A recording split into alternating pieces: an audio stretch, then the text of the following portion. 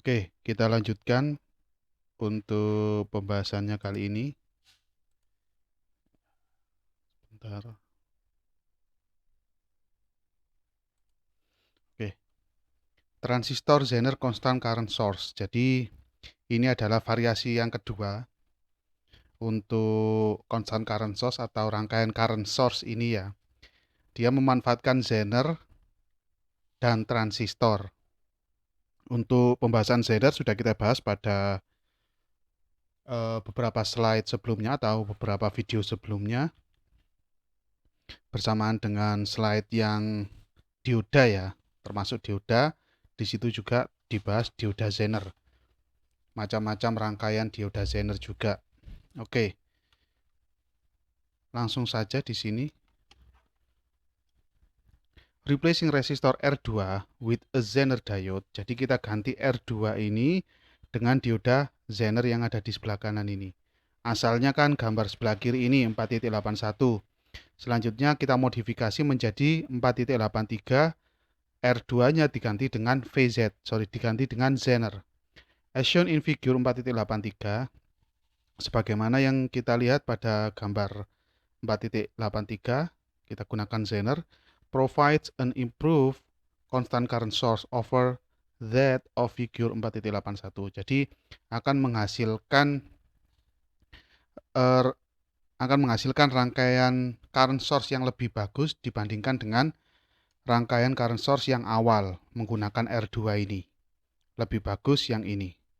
Lebih bagus. Nah, lebih bagus ya. The Zener diode results in a constant current calculated using the base emitter KVL Kirchhoff voltage loop equation. Jadi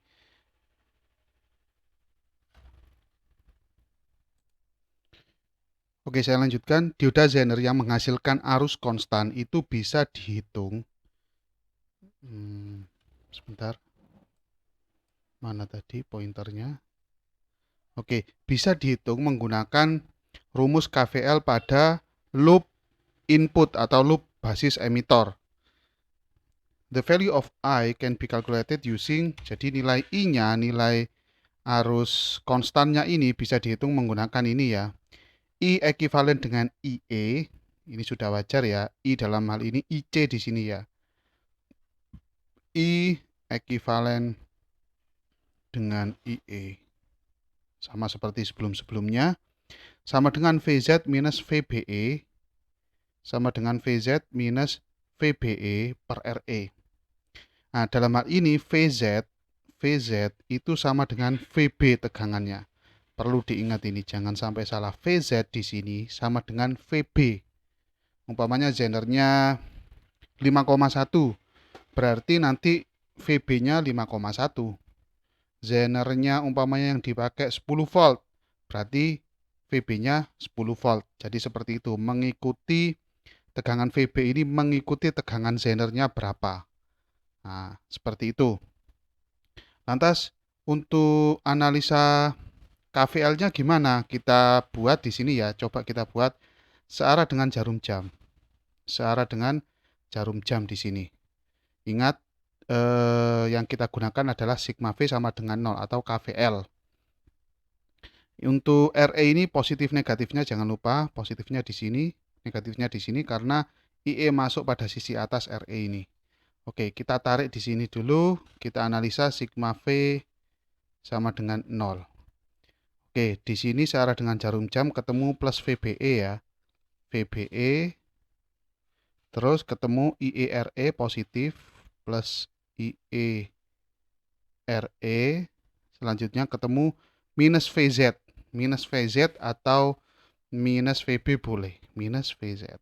Minus VZ sama dengan 0. Tujuan kita mencari IE, maka VZ dan VBE kita keluarkan. Jadi tinggal IE RE sama dengan VZ minus VBE. Dari sini sudah kelihatan ya. Maka IE sama dengan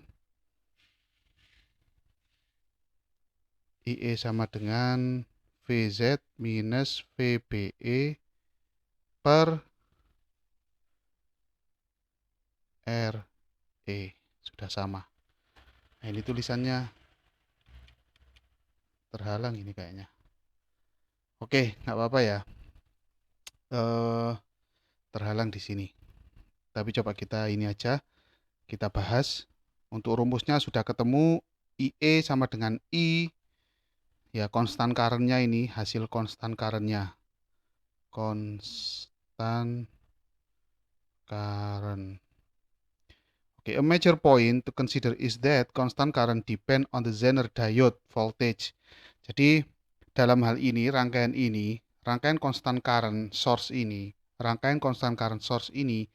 tergantung pada dioda Zener dan pada RE, which remain quite constant, di mana dia nilainya agar tetap konstan. Jadi seperti itu, dia tergantung RE dan dioda Zener agar bisa atau agar tetap konstan. The voltage supply VEE has no effect on the value of I.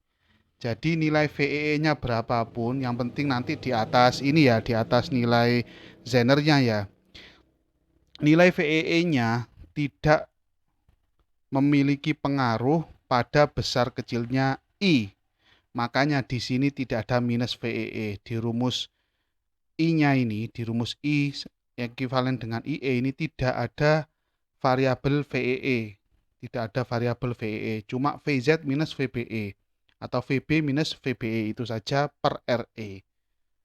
Nah, kenapa untuk rangkaian ini dia tergantung VZ dan RE atau tergantung Zener dengan RE? Bisa kita lihat dari rumus ini ya, seperti yang dikatakan di sini ya. Bahwasanya nilai VBE kan tetap. Nah, yang bisa kita ubah-ubah di sini adalah nilai Zener dan RE-nya. Makanya kestabilan dari rangkaian ini tergantung dari Zener dan RE-nya. Jadi seperti itu. Dan VEE sebagai catatan ini penting, VEE has no effect on the value of I. Berbeda dengan rangkaian Zener sebelumnya yang menggunakan R2, dia masih tergantung dengan VEE-nya. Kalau sekarang dia tidak tergantung dengan nilai VEE-nya, nilai arus output atau arus konstannya ini, tidak tergantung dari VEE. Oke, cukup simpel. Selanjutnya, calculate, ini contoh soal 4.30.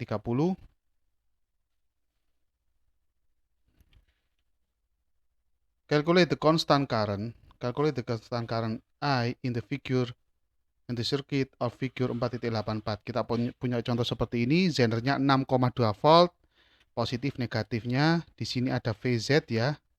Di sini IE tadi ya. Di sini RE, ini adalah R1, ini Zenernya. Untuk VE-nya minus 18 volt. Untuk menghitung I atau arus konstannya itu pakai rumus tadi, langsung saja dimasukkan I sama dengan VZ minus VBE per RE. VZ-nya 6,2, VBE-nya minus 0,7 volt per 1,8 kilo. Hasilnya 3,06 mA atau ekuivalen dengan 3 mA. Jadi minus 18 ini nggak akan diikutkan karena kita sudah menggunakan Zener. Jadi seperti itu nanti ya. Selama nilai Zener dan RE-nya tetap, maka hasilnya akan tetap arusnya.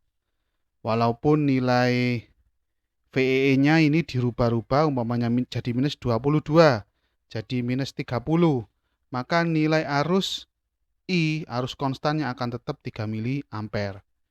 Berbeda yang sebelumnya masih menggunakan R2 sebagai penggantinya Zener itu, nilai VEE ini akan berpengaruh pada arus konstannya atau arus yang dihasilkan. Untuk rangkaian ini, dia tidak terpengaruh oleh sumber tegangannya, yaitu minus VEE-nya, tidak terpengaruh oleh itu. Dia akan tetap konstan. Oke, selanjutnya kita akan bahas tentang transistor PNP ya, transistor PNP dengan beberapa contoh rangkaian nanti mungkin ada emitter bias sama voltage divider nanti ya pembahasannya. Kita bahas di situ bagaimana analisanya, analisa rangkaiannya jika kita menggunakan transistor PNP. Selama ini kan kita sudah menggunakan transistor NPN. Coba kita ganti transistornya menjadi PNP. Oke, itu akan kita bahas pada video selanjutnya. Terima kasih.